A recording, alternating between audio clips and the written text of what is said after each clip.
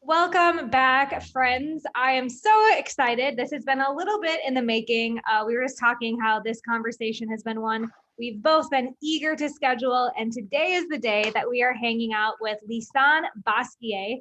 She is the founder of Shaping Freedom, which is a personal growth company that trains individuals on how to grow and gain empowerment through internal congruence and spiritual alignment.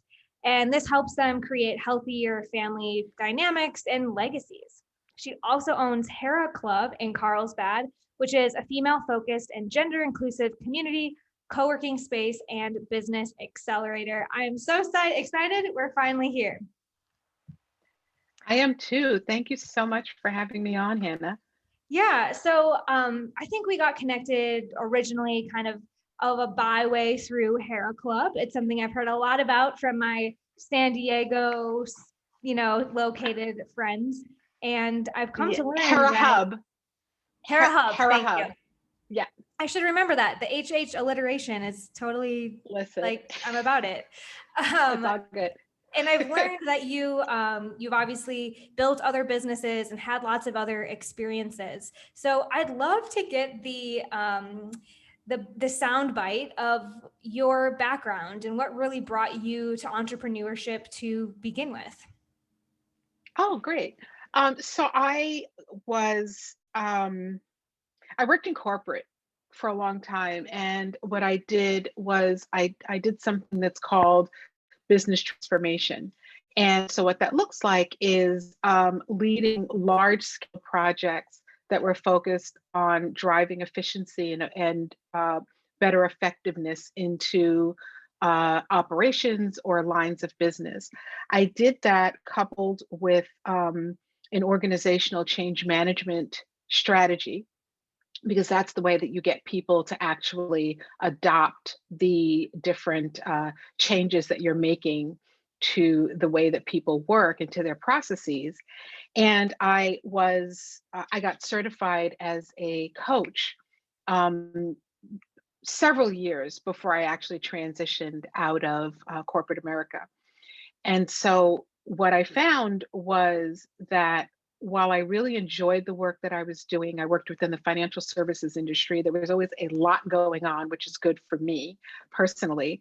What I found was that I was sitting in my office doing all the things that on paper checked off the boxes. I was successful. I was successful. I drove a nice car. I had a nice home. I was married. I had two children. All those kind of things that happen in life or that deem success. But I was doing so kind of looking out the window the entire time, because there is and was at the time this person within me who saw things differently than how they looked on paper or how they seemed. And that always intrigued me. Kind of the deeper story beneath things is something that always intrigued and drove me. Yeah. I can yeah, and so relate. And even I'm picturing myself in that phase of my life, and I'm recalling so many people I've talked to who report the same: staring out the window or counting the minutes until lunch and then counting the minutes until 5 o'clock. And I was the same way. I remember checking the boxes of like, okay, I have my Toyota Corolla in a parking spot. I have my retirement and my 401k that everyone has been harping on me about, since I graduated high school. And then realizing that felt very empty. And I think you and I both have what Tony Robbins calls that sleeping giant inside of us that isn't willing to just be ignored and like sit in an empty space. Exactly. And so I'm curious if your coaching, when you did that, you said it was more like in your professional world, but did that start to stir up that sleeping giant for you? Do you remember that certification process? Yeah, so the process for me, and that's a great question, Hannah.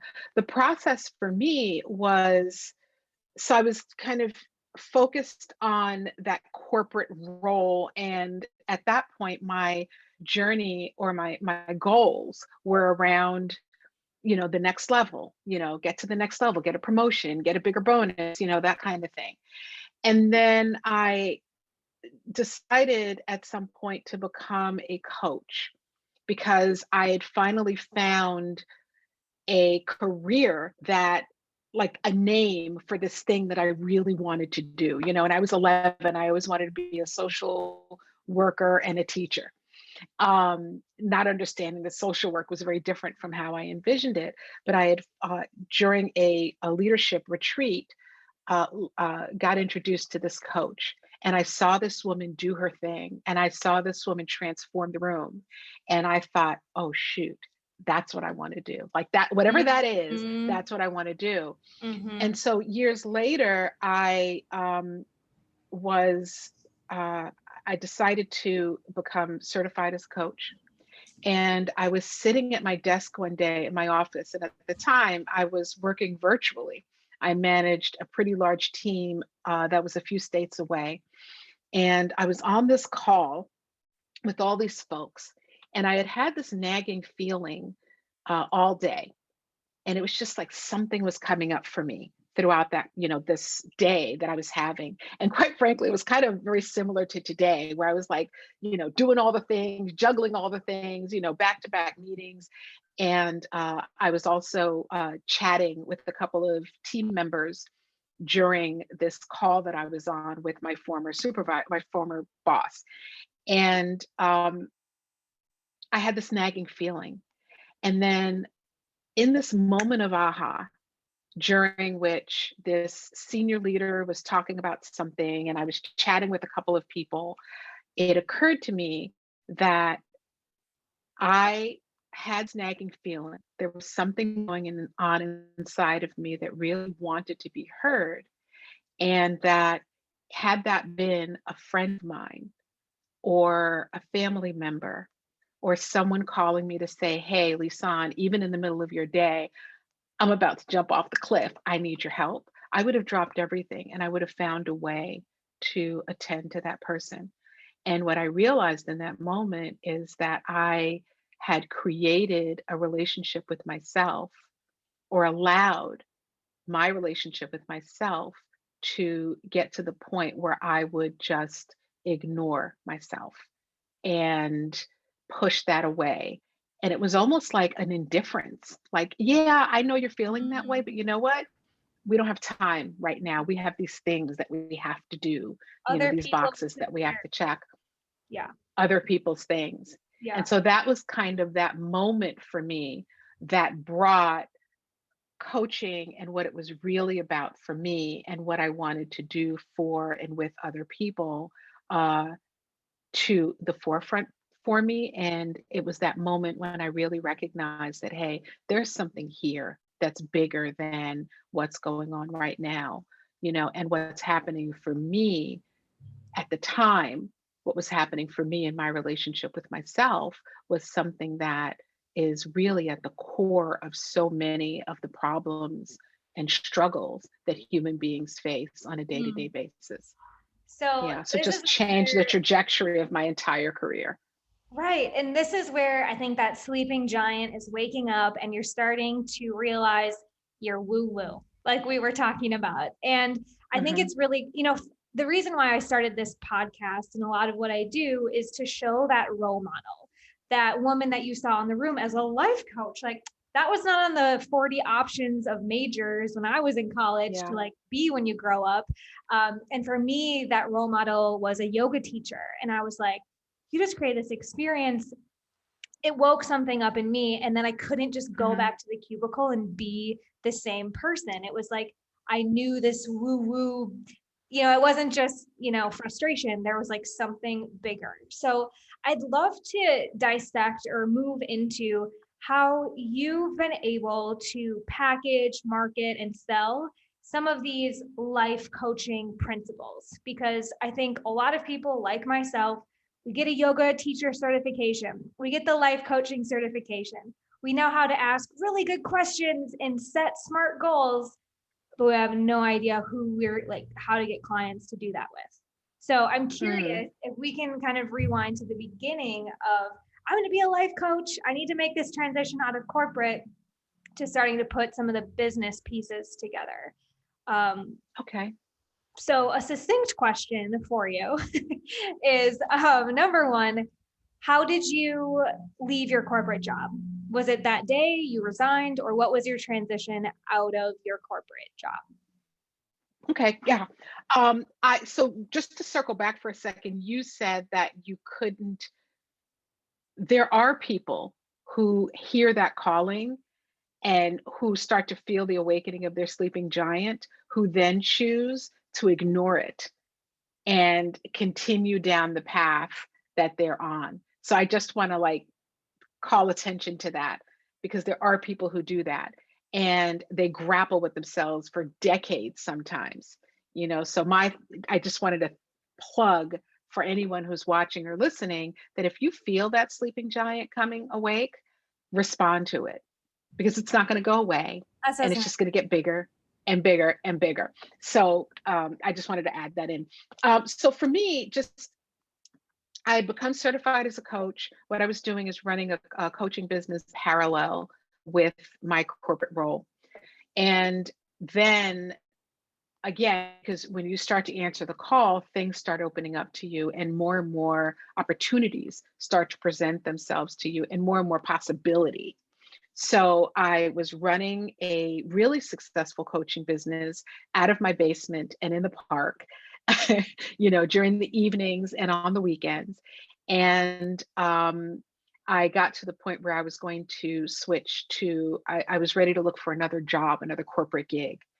And I decided that what I was going to do instead was consult for a little bit so that I can give myself some time to understand the business end of coaching, and so that I could also make sure that I had, some of the financial support to do it. And and so then I just really started to look at other coaches, look at successful coaches to see what they were doing. And at the time, social media wasn't as big of a part of that, because the social media, the internet hadn't quite formed to where they are today. But it really was about starting that conversation and getting as many clients as I could, and talking with them about what their needs were and what was missing for Yeah. them, Yeah. and then taking that information and putting it into the next program, the next workshop, the next Mhm. offering that I had. Sometimes Yeah. coaches, specifically coaches, I think sometimes you know, unfortunately, we get into our own heads where we're like, what can I do to save the world? And quite frankly, the world will tell you, Yes. the world that you have will tell you what you need, what they're looking for. And it's just a matter of being flexible enough and creative enough to meet them there, You're meet them where they so are. like cool, calm, and collected about this. I have told listeners this so many times that my biggest regret about starting a business was not just hitting the sidewalk and getting into real conversation.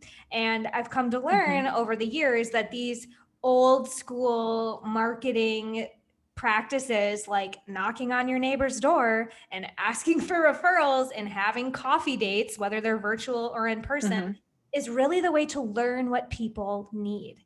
We like to think, mhm, I liked to think that journaling and mini courses and hashtag research was going to tell me how to present myself online. And it couldn't have been mhm. further from the truth. So I love the call to action that you're providing, which is get into conversations, take on clients, and use real people, real conversations as your market research to build your offers and learn how to, connect with them, right? Absolutely. And I'd add to that that what's really important is to also know who you're talking to.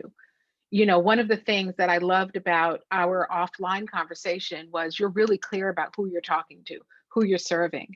And what can happen is if you're not clear about who you're talking to, you're talking to everybody and you're talking to really nobody. So for me, Yeah. what I really love, the conversations I love to have are conversations around family legacy and generational patterns and behaviors, because I believe that One, focus on strengthening and getting into awesome rapport with yourself, getting into having a fabulous love relationship with yourself is key to the quality of your life. And then, secondly, doing that, understanding that we're part of a tribe, and the work that we do on ourselves is not just so that we can go sit home, and be woo woo by ourselves. It really is about being able to influence in a positive way the communities around us. But let's stop with our families, because that is like a perfect playground for all of this, Yeah. where you have those negative, those behavioral patterns that we all know exist within our families. If you can be that person to affect positive change for the future generations of your family, or even the Thanksgiving table, then you would have done a fantastic thing for yourself, for them, and for the community around you. Yeah, and I think that ripple effect is what inspires a lot of coaches to start what they do. They can see how Yeah, them achieving their dreams means they're going to help other people. And if they're helping other people, then absolutely. they're elevating consciousness, if we want to be very Absolutely. woo woo about it. But I mean, I, that's the woo-woo thing, right? yeah, About a better world, all the way around. and that's what I'm here for, and I know that's what a lot of listeners are here for. I do just want to underscore what you're talking through right now, because it relates to a lot of what I do and what we help clients with when it comes to fine tuning your coaching offer, and like how you're going to Mhm, say, I elevate consciousness in a way that people will actually understand and want to work with you, are three C's: clarity, connection, and credibility. And you're talking about this clarity piece right now, which first came mhm, from, talking to people, understanding what they need. And then it sounds like somewhere along the way, you asked yourself the question, which of these conversations is lighting me up the most? And I think, and you maybe, kind of fine tune to go down more of that family legacy route. And I think that's really important to, like I said, note, because when you're starting out, you're going to have lots of conversations. You can experiment with lots of things, but to niche down, the question to keep asking is which conversation and clients are lighting you up the most? Because if you mhm. don't choose the ones that light you up, you just put yourself in another cubicle and you're looking out the window Yeah, at, you could have been talking family relationships and you chose something else. So was that something exactly. conscious to you, or did that just kind of come from trial and error, getting that clarity?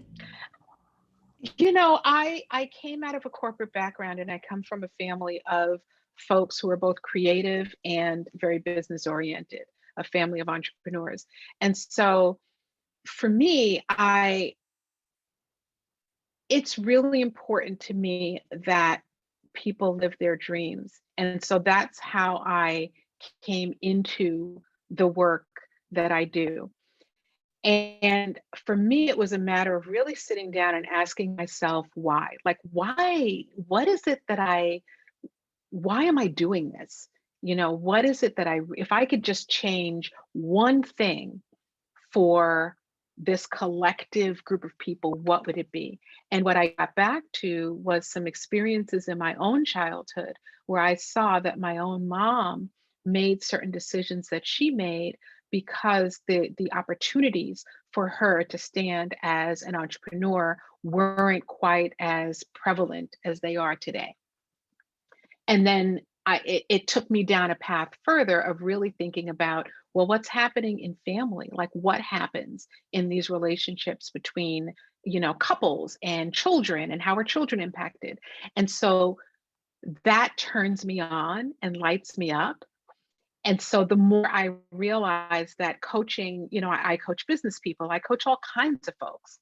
And we always get back to that somehow or another as a coach. So if you're a coach and you find that the conversation or that point of inquiry always takes you down a path, some particular path, whether it's finances or whatever it is, start there, because it's almost like your unconscious is kind of sending you Right. into the thing that you're really most interested in talking about.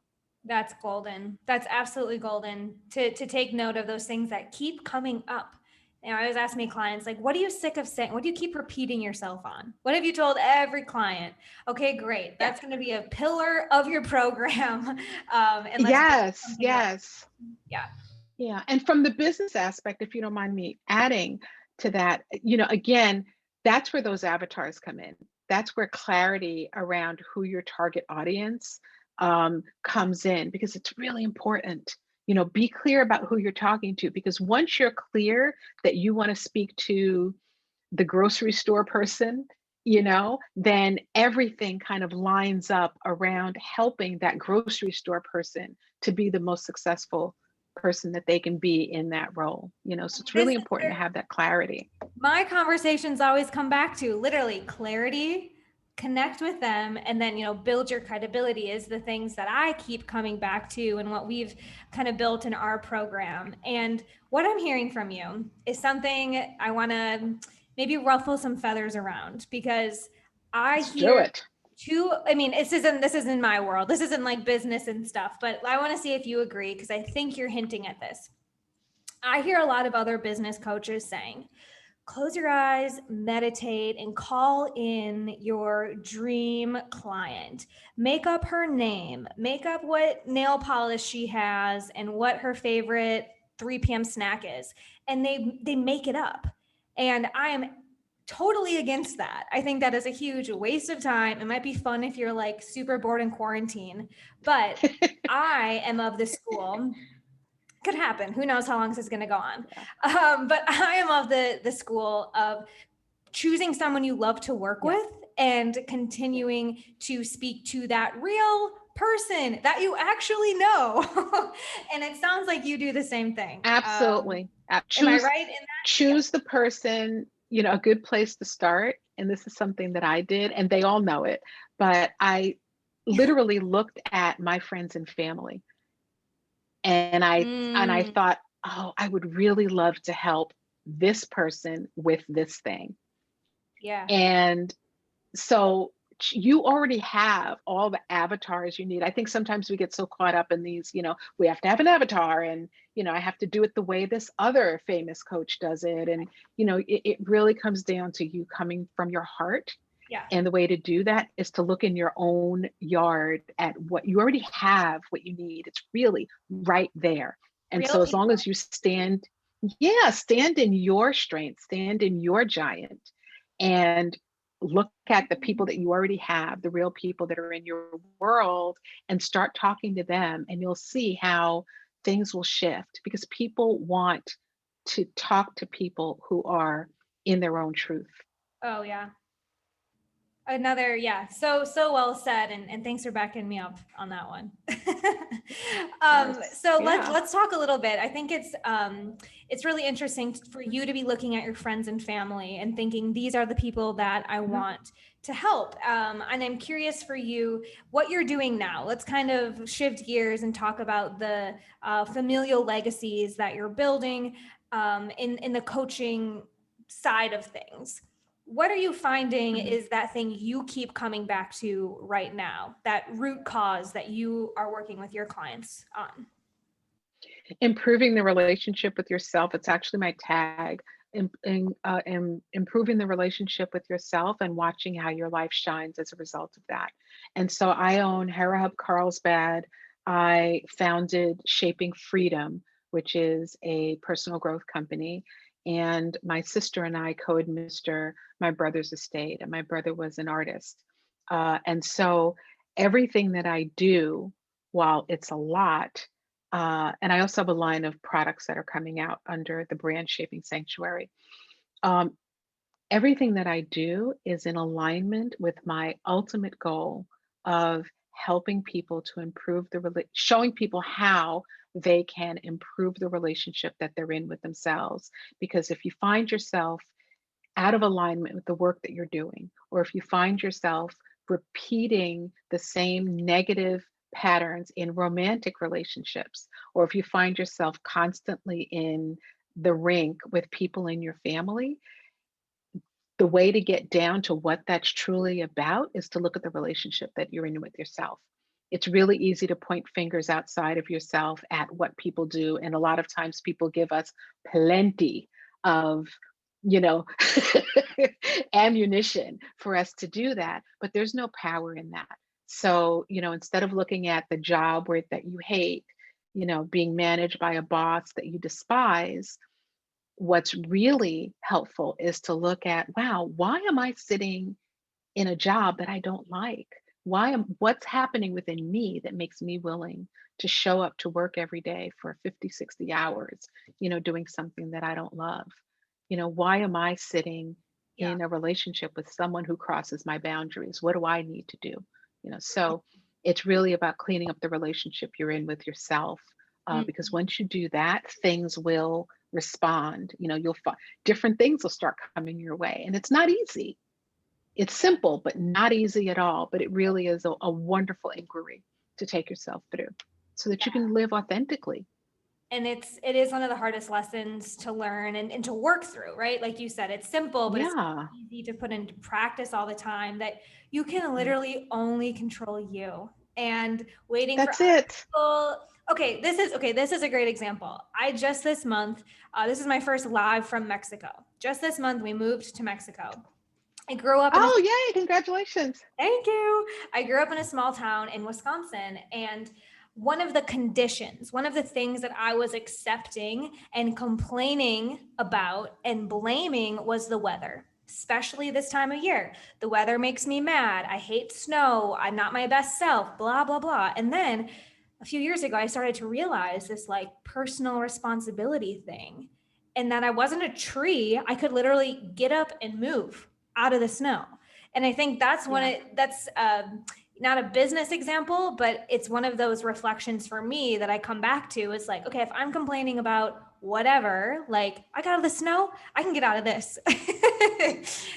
And it's not going to be anyone else that I have to rely on, or the easterly winds.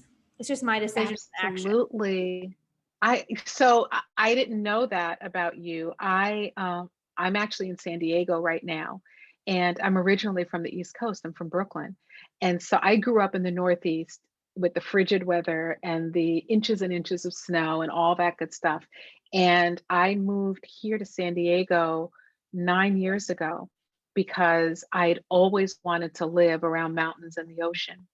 And so one day I had probably a similar conversation with myself where I just like, I want to live by the mountains and the ocean. So why don't I just do that? So I moved out here, and then some things happened in my life where I had to work on that business back in the Northeast. And so now I'm bi-coastal. And so I'm bi-coastal. My family didn't think that I would that I would stay here. They thought I'd come back. And for me, there was this moment of honoring what I knew I really wanted, and also meeting the responsibilities and what I needed to take care of back in the Northeast. So, Mm. there's always a way for things to work out. And I would just add to what you said, that the way we do one thing is the way we do everything. And so, yes, that was a personal example, but that is an example of how you live your life, personally or professionally, Yeah, no, you know? I so Yeah. appreciate that. That's really resonating with me on like a soul level today, because even Hmm. making bold decisions and moving yourself, or taking ownership, it doesn't mean that there aren't other inputs, other voices, other expectations that I still Yeah, sense and am navigating right now in real time. So thank I you for hear you. that sentiment. Yeah. I had friends who were pissed off with me. They had no reason to be, but they were totally pissed off with me. And I would call them and say hi, and they'd say, "Oh, what? I bet it's 70 degrees out." And I'm like, "Oh my God, I just called to say hello." you know? Yeah. So, Maybe we need to yeah. have another like bi-coastal interview, because I think there's a lot to unpack there. We should. That'd be great. But Yeah. yeah, and then after a while, those same folks came back and they're just like, I was just hating on what you did. And I love that you had the balls to do it. And I just couldn't deal, at the time. So it all kind of evens out. Yeah, my sister-in-law was the first one to say like, everyone's just really jealous, right? And it's like, I'm still thinking about how to grapple with that, or what my response is, because they don't care that it's beautiful all of the time, and I would love to share that. So it's Yeah. definitely a journey, I think. Yeah, I think it's also just, sometimes getting off the ramp can be scary for people. And I Mhm. think that that's what keeps a lot of people stuck in either the cubicle or the relationship or the life, whatever that looks like. No. It can keep people stuck because whatever, yeah, because they're afraid of what the consequences might be to their lives, so it's easy to or it's one thing to dream, to stare out of the cubicle window or office window and dream about what you could possibly do, and it's another to actually take action and head down that path that has some uncertainty to it, but Yeah. the thing is, you live, you're here, you might as well live, and that's about as woo woo as a person can get. Live, You take. might as well just make your dream life your real life. Is that what you're Absolute. saying? That's exactly what I'm saying, Hannah. That is exactly what I'm I love saying. it. Yeah. I love it. Yeah, it's always nice when that just kind of fits in, and I felt like that's where you were going. Yes, ma'am. So with this role modeling, and I really see you as being that role model of finding your giant, knowing it's there, and then answering the call to wake it up and to move forward and to be on this journey for years, right? And have that stick with itness. So I would love to know where listeners can continue this conversation with you, and even learn how to work with you to really own their shine, like you said. Absolutely. Where can they stay connected? Yeah. So Shaping Freedom is the personal growth company that I founded, and I do virtual workshops. Go to the shapingfreedom.com website. You can also follow me on under either Lisane Basquiat or Shaping Freedom on Instagram. And I'm on Facebook and I'm on LinkedIn. So just look up And either maybe Lisane Bas. someday, when we have all our vaccines or whatever, they can stop by in real life if they're in San Diego, right? At Hera Absolutely. Hub. And yes, and so Hera Hub Carlsbad is in San Diego. There are actually three Hera Hubs in San Diego, one in Mission Valley, one in Sorrento Valley, and the one in Carlsbad, which is the one that I own. So if you are an entrepreneur who's looking for some support, community, Hera Hub, join us, follow us. And if you are looking to improve the quality of your family legacy by cutting some of those negative behavioral patterns and beliefs and thoughts, then please do follow me on any of the social media platforms. Lisane Basquiat, Basquuiat, We will make sure on that we have the correct spelling. I have the phonetic spelling. It Well, is. hopefully you'll do better at spelling my name than I just did. We will definitely make sure we have Yeah, all the correct links so yeah. that listeners can continue this conversation and stay connected with you. Thank you. I I just want to appreciate. mention also, I Yeah. have really quick. I have a private Facebook group Oh, called great. Shaping Freedom on Facebook as well, and that's where a lot of the conversations take place as well. We love those. Amazing.